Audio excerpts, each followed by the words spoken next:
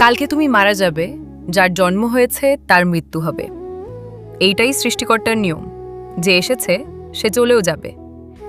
এটা একবার শুধু হৃদয় থেকে অনুভব করো। হৃদয় থেকে অনুভব করো তুমি কালকে মারা যাবে। যদি ব্যস্ত থাকো তো ভিডিওটা পরে দেখবে, আর যদি ফ্রি থাকো তাহলে কানে হেডফোন লাগিয়ে ভিডিওটা একান্তে দেখবে, একা দেখার চেষ্টা করবে। রাধে রাধে, চলো শুরু করি। 1। প্রথম ভাগ। আমরা প্রতিদিন সকাল থেকে রাত পর্যন্ত কত শত আড়ম্বর আর আয়োজনে ব্যস্ত থাকি। নতুন একটা সুন্দর বাড়ি বানাবো, দামি গাড়ি কিনবো, ব্যাংক ব্যালেন্সে টাকার পাহাড় জমাবো, আর সমাজের বুকে নিজের নাম আর ক্ষমতার বড়াই করে বেড়াবো। এই মেকি প্রতিযোগিতায় আমরা এতটাই অন্ধ হয়ে যাই যে একবারও থেমে ভাবি না এই সব কিছুই আসলে কতখানি ক্ষণস্থায়ী। জন্ম আর মৃত্যুর এই দুটো নির্দিষ্ট বিন্দুর মাঝখানে দাঁড়িয়ে আমরা যে সাজানো সংসার আঁকড়ে ধরি, তা একদিন সামান্য এক ঝড়ে তাসের ঘরের মতো উবে যাবে।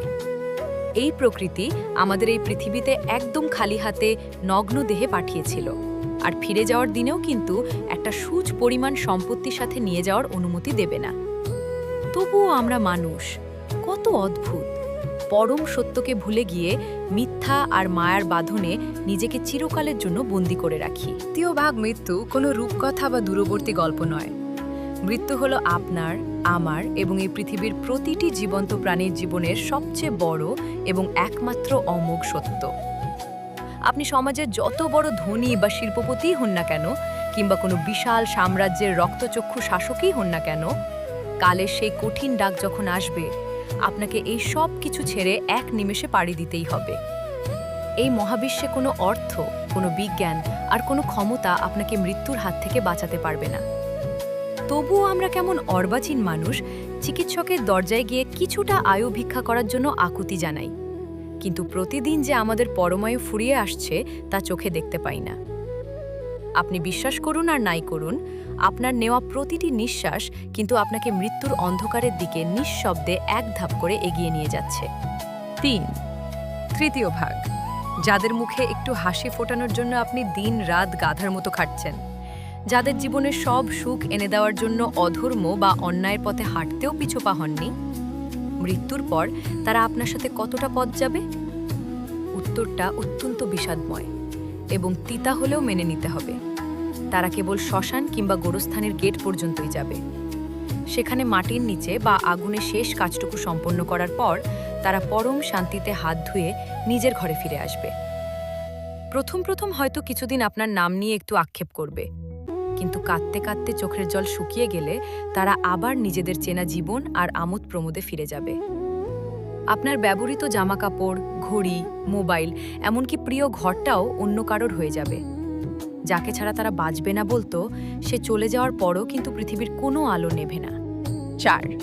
চতুর্থ ভাগ। যে শরীরটাকে সুন্দর আর ফিট রাখার জন্য আমরা জীবনের এত মূল্যবান সময় ব্যয় করি, ঘন্টার পর ঘন্টা আয়নার সামনে দাঁড়িয়ে নিজের রূপ নিয়ে গর্ব করি, আর সেই রূপের অহংকারে সাধারণ মানুষকে তুচ্ছ তাচ্ছিল্য করি, মৃত্যুর সাথে সাথেই সেই রাজকীয় দেহটা কেবল একটা ভারী মরা লাশে পরিণত হয়। কালক্ষেপণ হলে সেই সুন্দর চামড়ার শরীরটা পচতে শুরু করে, দুর্গন্ধ ছড়ায়। যে আপনজনেরা আপনাকে জড়িয়ে ধরে শুতো, তারাও তখন বলবে, লাশ আর বেশিক্ষণ ঘরে রাখা ঠিক নয়, দ্রুত শ্মশানে নিয়ে সৎকার করো। যে শরীরের পেছনে সারা জীবন এত কষ্ট করলেন, শেষ পর্যন্ত তাকে মাটির পোকার খাদ্য বানানো হবে, অথবা আগুনে পুড়িয়ে কয়েক মুঠো ছাই বানিয়ে নদীতে ভাসিয়ে দেওয়া হবে। এই তো মানুষের রূপ, এই তো অহংকারের পরিণতি। 5। পঞ্চম ভাগ। জীবনের শেষ মুহূর্তে যখন প্রাণবায়ু শরীর ছেড়ে বের হয়ে যায়, তখন কেবল আত্মাটি একা দাঁড়িয়ে থাকে। যে দেহকে এত ভালোবাসতেন, সে দেহ তখন নিথর। আত্মা তখন চারপাশের স্বজনদের আকুল হয়ে ডাকতে চায়, তাদের ছুঁতে চায়, বলতে চায়, আমি তো তোমাদের ছেড়ে যাইনি, আমি এখানেই আছি। কিন্তু কেউ সেই চিৎকার শুনতে পায় না, কেউ সেই ছোঁয়া অনুভব করতে পারে না। তখন মানুষের অনুশোচনা হয়। মানুষ বুঝতে পারে জীবনভর সে যা কিছু জমিয়েছিল, বাড়ি, গাড়ি, অহংকার, পদবি, তার কোনো কিছুই আজ তার সাথে নেই। রয়ে গেছে কেবল বুক ফাটা যন্ত্রণা আর এক গভীর শূন্যতা, যা তাকে অনন্তকালের জন্য গ্রাস করতে থাকে। 6। ষষ্ঠ ভাগ। তাহলে প্রশ্ন ওঠে, মৃত্যুর সেই চরম সত্যের পর আপনার সাথে ঠিক কী অবশিষ্ট থাকবে? আপনার অহংকার? না। জমিয়ে রাখা কোটি কোটি টাকা? তাও না। আপনার সাথে যাবে কেবল আপনার অর্জিত কর্ম। বৈদিক শাস্ত্র আর প্রকৃতির পরম নিয়মে মৃত্যুর পর যখন বিচার শুরু হয়, তখন প্রতিটি নিঃশ্বাসের সাথে করা ভালো কাজ আর খারাপ কাজের হিসাব কড়ায় গণ্ডায় বসে। জীবনে যাদের সাথে ছলনা করেছেন, ক্ষমতার গরমে যাদের চোখের জল ঝরিয়েছেন, আর নিজ জীবের স্বাদের জন্য যে নিষ্পাপ প্রাণগুলোকে নির্মমভাবে হত্যা করিয়েছেন, তাদের প্রতিটা যন্ত্রণার হিসাব আপনাকে ধাপে ধাপে ফিরিয়ে দিতেই হবে। বিচারক প্রকৃতি কাউকে রেহাই দেয় না। কোনো ক্ষমতাই সেখানে ছাড় মেলাতে পারে না। 7 সপ্তম ভাগ। একবার ভেবে দেখুন তো, ওই কসাইখানায় বাঁধা নিষ্পাপ পশুটার কথা। সে তো মানুষের কোনো ক্ষতি করেনি, সে তো কেবল বাঁচতে চেয়েছিল। যখন ধারালো অস্ত্রটা তার গলার কাছে আনা হয়, তখন তার দুটো নিষ্পাপ চোখ দিয়ে ভয়ের জল টপ টপ করে ঝরতে থাকে। সে যদি মানুষের ভাষায় কথা বলতে পারত, তবে হয়তো একটু জীবনের জন্য হাত জোড় করে আকুতি জানাতো। কিন্তু নিষ্ঠুর মানুষ নিজের ক্ষণিকের আহার আর পৈশাচিক স্বাদের জন্য এক কোপে তার জীবন প্রদীপ নিভিয়ে দেয়। সেই বোবা প্রাণীর অন্তিম সময়ের করুণ হাহাকার আর অভিশাপ কিন্তু বাতাসের সাথেই ভেসে বেড়ায়। আপনি যে থালায় পরম তৃপ্তিতে তা খাচ্ছেন, জানবেন সেই মাংসের প্রতিটি কণার পেছনে একটা বোবা জীবনের কান্না লুকিয়ে আছে। 8 অষ্টম ভাগ মানুষ ভাবে, বাজার থেকে টাকা দিয়ে মাংস কিনে এনে খেলেই বুঝি পাপ কেঁপে যায়। কিন্তু প্রকৃতি তা মনে করে না।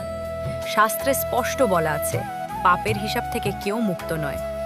যে পশু কাটছে, যে কসাই বিক্রি করছে, যে বাজারে দাঁড়িয়ে কিনছে, যে ঘরে এনে পরম তৃপ্তিতে রান্না করছে, আর যে নিজের পাতে তুলে মুখে দিচ্ছে, তারা সবাই এই জঘন্য অপরাধের সমান ভাগীদার। আজ হয়তো জীবের ক্ষণিক আনন্দের জন্য আপনি প্রকৃতির এই নিয়মকে হেসে উড়িয়ে দিচ্ছেন, কিন্তু মনে রাখবেন, আপনার প্রতিটা স্বাদের বিনিময়ে প্রকৃতির আদালতে 10 গুণ বেশি যন্ত্রণা আপনারই ভাগ্যে তোলা থাকছে। সেই যন্ত্রণার রাতে কাঁদলেও কিন্তু কেউ আপনার কান্নায় সাড়া দেওয়ার জন্য থাকবে না। 9 নবম ভাগ। তাই সময় থাকতে আপনার এই অন্ধত্বের গভীর ঘুম থেকে জেগে উঠুন। অন্যের ক্ষতি করা, নিষ্পাপ প্রাণ কেড়ে নেওয়া, অনর্থক অহংকার আর মিছে মায়াজালের পেছনে অন্ধের মতো ছুট দেওয়া বন্ধ করুন। জীবন বড় সংক্ষিপ্ত, আর মৃত্যু অত্যন্ত কাছে। আপনি যদি সত্যি মৃত্যুর সেই শেষ প্রহরে শান্তিতে বিদায় নিতে চান, তবে হৃদয় থেকে অহিংসা, দয়া আর সত্যকে স্থান দিন। প্রতিটি প্রাণের প্রতি সহানুভূতিশীল হন। ক্ষণিকের স্বাদের চেয়ে অন্য একটি অবুঝ প্রাণীর বেঁচে থাকার অধিকার অনেক বেশি মূল্যবান। এই সহজ কথাটা যতদিন না মানুষ বুঝতে পারবে, ততদিন মানুষরূপে বেঁচে থেকেও আমরা আসলে পশুর সমান হয়েই থাকব। 10ম ভাগ। একটি কথা মনে রাখবেন, আপনি পৃথিবীতে কত হাজার কোটি টাকা রেখে গেলেন, তা দিয়ে আপনার আত্মার পরিচয় তৈরি হবে না। আপনার মৃত্যুর পর মানুষের মনে আর প্রকৃতির বুকে আপনি কেমন কর্মের দাগ রেখে গেলেন, সেটাই থাকবে আপনার আসল চিহ্ন। খাঁটি অনুতাপ, ক্ষমা আর প্রতিটি জীবের প্রতি ভালোবাসাই পারে আত্মাকে পাপের বোঝা থেকে মুক্ত করে পরম শান্তির পথ দেখাতে। জাগতিক মোহ আর অহংকারের মুখোশ খুলে পরম সত্যকে চিনতে শিখুন। জীব হত্যা বন্ধ করুন এবং ভালোবাসার আলো ছড়ান। তবেই আপনার এই মানব জন্ম সার্থক হবে। অন্যথায় পরম যাতনাই হবে আপনার শেষ পরিণতি।